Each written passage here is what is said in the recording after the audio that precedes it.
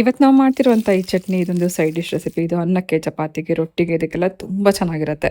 ಇದಕ್ಕೆ ಬೇಕಾಗಿರೋದು ಕೆಲವೇ ಇಂಗ್ರೀಡಿಯೆಂಟ್. ಅದು 3 ಬದನೆಕಾಯಿ, 3 ಟೊಮೆಟೊ, ಖಾರಕ್ಕೆ ಒಂದು 5-6 ಮೆಣಸಿನಕಾಯಿ, 1 ಮುಷ್ಟಿಯಷ್ಟು ಕರಿಬೇವು ಸೊಪ್ಪು. ಬದನೆಕಾಯಿ ಮತ್ತು ಟೊಮೆಟೊ 2 ಈಕ್ವಲ್ ಕ್ವಾಂಟಿಟಿನಲ್ಲಿ ತೊಗೋಬೇಕು. ಮೊದಲು ಇದನ್ನೆಲ್ಲ ಹುರ್ಕೊಳ್ಳೋಣ. ಬಾಂಡಿನಲ್ಲಿ ಒಂದು ಸ್ವಲ್ಪ ಎಣ್ಣೆ ಹಾಕಿ ಅದರಲ್ಲಿ ಹಸಿರು ಮೆಣಸಿನಕಾಯಿ, 8ರಿಂದ 10 ಎಸಳಷ್ಟು ಬೆಳ್ಳುಳ್ಳಿ, 1 ಸ್ಪೂನ್ ಜೀರಿಗೆ ಹಾಕಿ ಫಸ್ಟ್ 1 ನಿಮಿಷ ಇದನ್ನು ಹುರ್ಕೊಂಡು ಸೈಡಲ್ಲಿ ತೆಕ್ಕೊಳ್ಳೋಣ. ಇದೇ ಬಾಂಡಿನಲ್ಲೇ ಮತ್ತೆ ಕಟ್ ಮಾಡಿ ಇಟ್ಕೊಂಡಿರುವಂಥ ಬದನೆಕಾಯಿ ಹಾಗೆ ಟೊಮೆಟೊನೂ ಹಾಕಿ ಹುರ್ಕೋಬೇಕು. ಸೊ ಟೊಮೆಟೊ ಮತ್ತು ಬದನೆಕಾಯಿ 2 ಕೂಡ ಈಕ್ವಲ್ ಕ್ವಾಂಟಿಟಿನಲ್ಲಿ ಇದ್ರೇ ಈ ಚಟ್ನಿದು ಟೇಸ್ಟ್ ತುಂಬ ಚೆನ್ನಾಗಿರುತ್ತೆ. ನಂತರ 1 ಮುಷ್ಟಿಯಷ್ಟು ಕರಿಬೇವು ಸೊಪ್ಪು ಹಾಕಿದ್ದೀನಿ. ಕರಿಬೇವು ಸೊಪ್ಪನ್ನ ಈ ರೀತಿ ಚಟ್ನಿಗೆ ಹಾಕಿ ರುಬ್ಬಿ ಮಾಡೋದ್ರಿಂದ ಒಂದು ಒಳ್ಳೆ ಫ್ಲೇವರ್ ಇರುತ್ತೆ.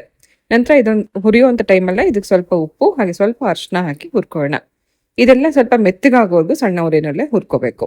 ಮೇಲ್ಗಡೆಯಿಂದ ಮುಚ್ಚಳ ಮುಚ್ಚಿಟ್ರೆ ಹಬೆಗೆ ಚೆನ್ನಾಗಿ ಬೇಯುತ್ತೆ.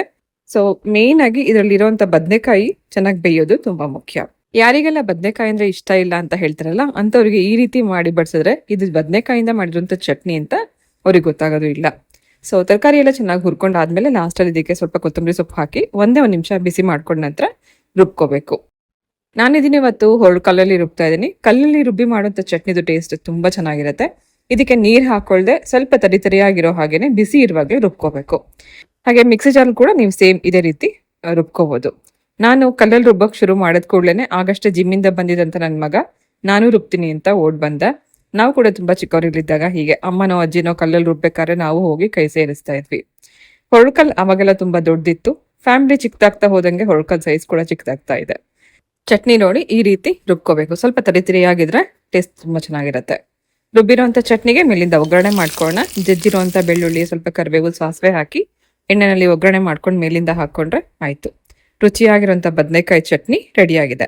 ಇದನ್ನ ಬಿಸಿ ಅನ್ನಕ್ಕೆ ತುಪ್ಪ ಹಾಕೊಂಡು ಕಲ್ಸ್ಕೊಂಡು ತಿನ್ನೋಕ್ಕೂ ತುಂಬಾ ಚೆನ್ನಾಗಿರುತ್ತೆ. ಅಥವಾ ರೊಟ್ಟಿ ಚಪಾತಿಗೂ ಕೂಡ ನೀವು ಸೈಡ್ ಡಿಶ್ ಅಲ್ಲಿ ಸರ್ವ್ ಮಾಡ್ಬೋದು. ನನ್ನ ಮಗನಿಗೆ ಬದನೆಕಾಯಿ ಅಂದ್ರೆ ಯೂಶಲಿ ಇಷ್ಟ ಆಗಲ್ಲ. ಇದನ್ನ ನಾನು ಬದನೆಕಾಯಿಂದ ಮಾಡಿದೀನಿ ಅಂತ ಕೂಡ ಅವ್ನಿಗೆ ಹೇಳ್ದೆ. ತುಪ್ಪದಲ್ಲಿ ಅನ್ನನ ಕಲಸಿ ತಿನ್ನಿಸ್ತಾ ಇದ್ದಾಗೆ ಅವ್ನ ರಿಯಾಕ್ಷನ್ ಹೇಗಿತ್ತು ಅಂತ ಅನ್ನೋದನ್ನ ನೀವು ನೋಡ್ಬೋದು. ಹಾಗೆ ಖಂಡಿತ ನೀವು ಈ ಚಟ್ನಿನ ಒಂದ್ಸತಿ ಟ್ರೈ ಮಾಡಿ ಮಾಡಿದ್ಮೇಲೆ ಹೇಗಿತ್ತು ಅಂತ ಅನ್ನೋದನ್ನ ಕಮೆಂಟ್ ಸೆಕ್ಷನ್ ಅಲ್ಲಿ ತಿಳಿಸಿ. ಹಾಗೆ ನನ್ನ ಚಾನಲ್ ಅಮ್ಮನ ಅಡುಗೆ ಚಾನಲ್ನ ಸಬ್ಸ್ಕ್ರೈಬ್ ಮಾಡ್ಕೊಂಡು ನೋಡಿ.